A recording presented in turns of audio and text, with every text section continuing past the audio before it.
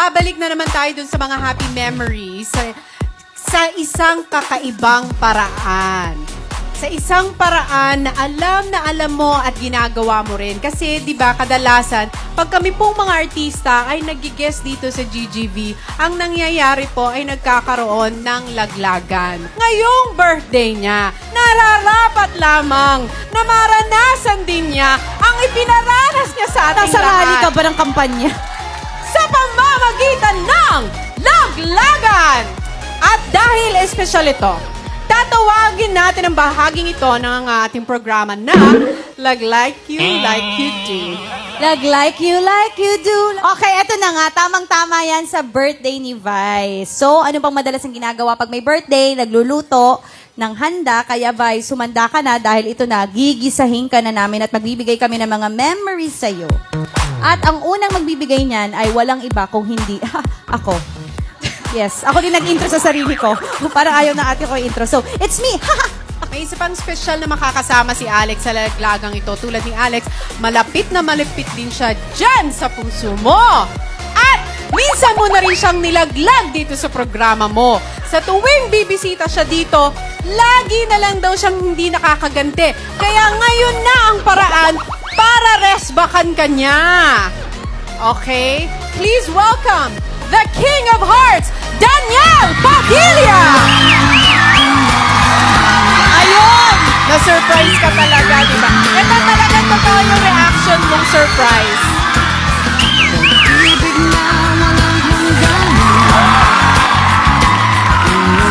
Grabe ha! Grabe, Vice! Ngayon naman, Catherine Bernardo Alam ka. mo, magkasama kami nung nanay niya kahapon. Oh. Sabi ko kay Carla, sabihin mo kay Daniel, masama ang loob ko sa kanya. Bakit na naman? Hindi niya din ako pinati, parang ikaw. Kasi si Maggie, yung sister niya, nag-text. Sabi ko, tingnan mo si Maggie, tinext ako. Si DJ talaga hindi bumati. Tapos si Carla, hayaan mo na, madaming ginagawa. At saka out of town, ganyan-ganyan. Sabi, pag nagkita kayo, may mga charot-charot. I'm happy to see you tonight. Happy birthday, Vice. Thank you, I love you. Ayan na. Meron kang gustong sabihin kay Vice? Birthday wish or... Sige, sisimulan ko na agad sa birthday wish to. Vice, unang-una, happy birthday sa iyo. Pasensya na kung hindi ako nakapag-text dahil sa totoo lang, nakaligtaan ko talagang birthday mo. At least honest. Honest siya talaga. Honest siya talaga eh. Yes, and maraming salamat sa lahat ng mga payo, sa oras ng mga, pag may problema ako, tayong dalawa nag-uusap, di ba? Lalo na sa mundo natin dito. Thank you sa oras at sa pag-welcome mo lagi sa akin. Kung saan ka man, iniimbita mo ako. Maraming salamat sa iyo, Vice. Okay, tama na yun. Nakita mo yon? Simulan na natin. Diba? Yan. Nakaligtaan, pero bumawi at ginawa ng paraan. Actually, ate Yun naman Galite, ang nag-usap kami ni Daniel. Sabi ko, Daniel, wag natin siyang batiin tapos laglag Naku, natin siya sa di birthday. kayo close si Daniel. Di mo alam number niya. Huwag kang Okay, ganito ang mangyayari, okay? Kaya tayo may dalawang mikropono dito. Dito tayo ngayon sa unang kategory ng ating laglagan, ang looks and transformation, career and love life. Yan ang mga kategory natin, di ba? DJ sa'yo, career. Alex, sa'yo ang looks and transformation at sa love life. At pwede nyo siyang pagtulungan. Dalawa, okay? Just in case may Yes. gusto kayo idagdag, pwede yan.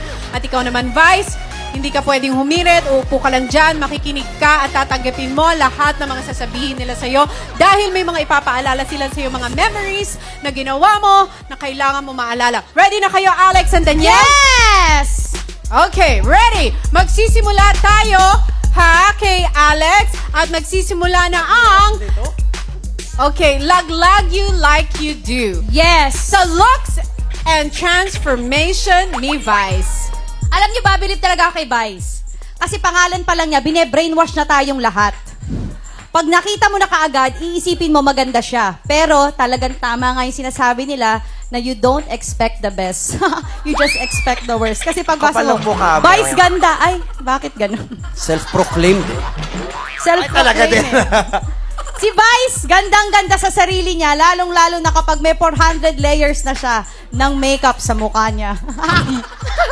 Alam niyo ba na si Vice, pag yan, nag-makeup, hindi po foundation ang ginagamit. Ang ginagamit po dyan, masilya at simento. So ano ang tawag mo sa makeup artist ko? Construction worker? Ayun na nga, Vice. Kaya naman ngayong birthday, ibibida namin ang yung mga naging itsura noon pa man. Yan na! My Makikita po God! natin ngayon ang evolution of man na pinatunayan mismo ni Charles Darwin. Ito yung mga yung 10-year Simulan challenge. na natin yan dahil noong bago pa siya naging vice ganda, siya po ay naging vice pogi.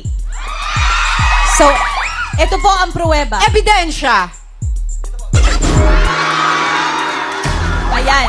Hiyang-hiya ang buhok sa'yo ni Daniel Padilla noon. Uy, ano yan? Kailan yan? Kailan yan? Ano yan? At sino ang kasama mo dyan? Ano yan? Siguro parang mga first year college. Siyempre, pag first year college, ang daming nagdedibong classmate. Siguro, Siguro ng classmate ko. Kinuha kang escort? Hindi, 18 roses. siguro, nung time na yung sikat pa si Joe Mapa, tinry yung gayahin yung buhok niya. O, Eric Proctuso, ano, yung... Guapings! Guapings! So, eto na. Okay, next. Nakakatuwa, di ba? Di pa siya natatapos yan. Meron pang ikatutuwa tayong lahat. Nagka-chance ka namang nagpaganda, kaya naman tinodo mo.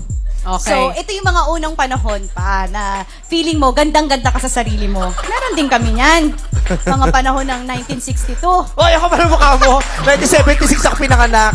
Ito, ang Okay. next picture natin na nagmamaganda siya. Nagpamin. Kasalanan niya ni OG Diaz. Si Moises. Kasi long hair ako. Tapos nagti-TV na ako. Yan yung palabas mo, teleserye mo. Magang sino ka man? Sabi ni OG Diaz, walang sumisikat na baklang pa girl. From long hair, ganyan, ang sama-sama talalo. Nagmukha akong target ng Pidea. Tsaka bakit ganyan yung ngipin mo dyan? Parang bago i-veneers, kikikilin muna. Parang pakata ka ng baby shark niya. Hindi, poging-pogi. Pero ang posing, nakakagat sa daliri. Siya pala original na binatang Pilipino. Baga Verde, Pasig. Ay, uy, sikat dati yung Baga Verde. Pag nag-show ka doon, may sinasabi Hoy, ka tingnan mo na. naman ang ticket price na niyan, 350. Ngayon, magkano na, di ba? Oh, di ba? So, eto na. Hindi lang po natural beauty ang panlaban ni Vice dahil pagdating po din sa fashion, nako, bago pa magkaroon ng maymay, meron ng Vice ganda yan. Eto po ang pruweba. Ay! Ano ba? Ano yan, Vice? Maganda yung dati, DJ. Uso yung ganyang makeup dati. Patawarin mo ako talaga. Nilihim ko sa inyo mga kaibigan ko na ganyan ako talaga. Patawarin niyo. Pa-explain Para mas mo! matanda ka pa dyan kaysa Ay, suot mo, punda ba yung suot mo? Punda? At saka ba't ganyan? Yung mukha, parang namatay na yung bakla. Parang, parang, tingnan mo yung makeup, yung parang nag-deteriorate na talaga. Parang namatay Parang na siya. maaga kang nabulok dyan, eh, no? Ay, sobrang Kailangan mo ng bunganga formalin. Nung panahon na hindi pa nadidiscover ni Vice ang formalin, ngayon ito na. Tsaka yan yung usong-uso yung makeup na kailangan may Yes, shimmer sa sobra. mata. Maputi yung ilalim. Pang Ganon. eyebags talaga. Ito naman. Actually, kaya naman nung dati tinanong ako, masasabi ko talaga, ibang level ang ganda ni Vice. Okay. Kasi nga, momodelin. Si Yeah. Momo model. Gusto niyong makita? Momo. Gusto niyong makita? Lagi ako may pruweba. Hindi pa pwede sa korte ng walang pruweba. Okay, ipakita na Ebidensya. natin ang ebidensya. Ano ba talaga? Uy, ang payat mo dyan. Grabe. Gonzaga ang apelido ko niya. Ang payat na. Nakakatuwa namang nakita natin ang kapatagan ng La Union. Nakakaplat talaga. Wow naman! Nakakaloka. Kaya pala yung pigsa mo, ang tagal mong hindi pinapagaling para may umbok ka. Well, nakita na po natin na dating si Vice, ang trabaho niya ay kabayo ng plancha. Uso yung ganyang post Straight na dati talaga. straight. Uso yung ganyan. Yung nakatalikod ka muna, tapos bibigyan ka ng ng signal ng Look at the photographer. camera. Gaganon ka dyan. Nagagandahan ka niya sa sarili mo niyan. Maganda yan dati. Anong year yan? 2000? Ano, hindi, Feeling ko, early 2000. Oo, mga ganun, mga 2005. Yan. Ganda-ganda mo, no? Kailan kaya uuso yung mukha mo? Ito naman ay Vice's career. Yes, career. Oo, yan ang babalikan natin. Ang mga pinagmulan. Yes, DJ, go. Yes, Vice, siyempre lahat nagawa mo na. Di ba, napakatagal mo na. Sumayaw ka na, kumanta ka na, umarte ka na, nag-endorso ka na, naging cover ka na ng isang magazine na hindi ko malaman kung ano bang nainom ng mga... Bakit hindi mo ako support? At saka lahat ng pelikula mo ay blockbuster. Hindi ba? Yes! Yes! Isa lang naman ang tanong ko sa'yo. kailan ka titigil? Bakit? Ito nakakairita na din kasi paminsan. Sobra. Ayan na, hataw ka tuloy. Wala mukha mo Ba't ako may dyan. hampas ka? Pero syempre, mula sa pagiging reyna mo ng comedy bar, pinasok mo rin ng industriya ng showbiz, hindi ba? At pinatunayan mo sa lahat na kaya mo makipagsabayan sa mga veteranong aktor at mga Yes. aktres. Buti pa ito ang gaganda na sinasabi, hindi katulad mo. Hindi. Pero dahil doon gusto ko sanang balikan yung mga eksena mo na yun. Ay! Oh my gosh, parang Balikan alam ko natin yun. Oo, kung saan nagsimula nga ba ang Alam ko showbiz yung mga career ni ano. Vice Ganda. Tama ka dyan, DJ. Ay, hindi ito inabot ng YouTube. Walang traces. Okay, balikan natin. Ngayon, babalikan Please. natin. First entry. Pasok!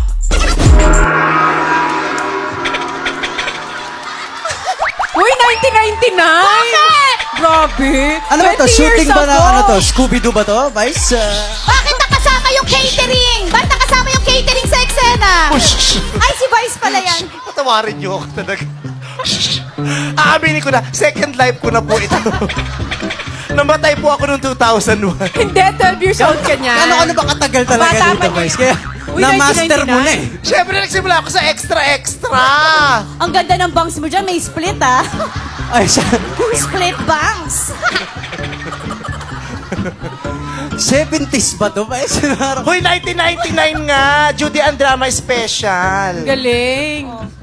Ang taray nyo, nakuha nyo pa yan, ha? Ang galing nilang mag-research, no? Ang be tagal fair. nilang in-screen cap yan kasi ang bilis lang daw na. Hindi, maganda pa nga yan eh. Oh. Bigyan natin yung... Maganda Susunod. pa yan?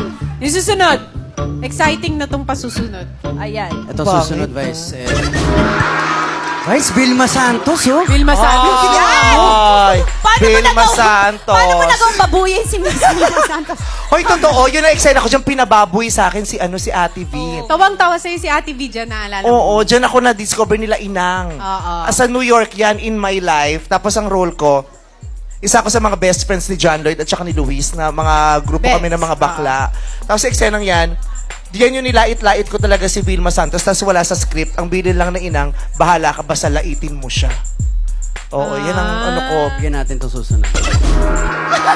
Josa!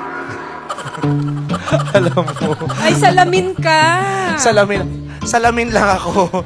Ayun ba talaga? Oo, ang karakter ko dyan, si Salamin Sim. Salamin, chroma lang ako lagi, tapos kaya hindi rin ako sumikat. Paano makikilala yung ganyang mukha? Sige nga. Mula umpisa nung Ano teleserye yung mga nasa gilid, ikaw din tong... Ako din yan, mga salamin. Hoy, hindi natin alam na bago pa pala sumikat si Vice Ganda, nakilala na natin ang ilong niya. Ilong agad sa'yo dyan eh. Butas agad ng...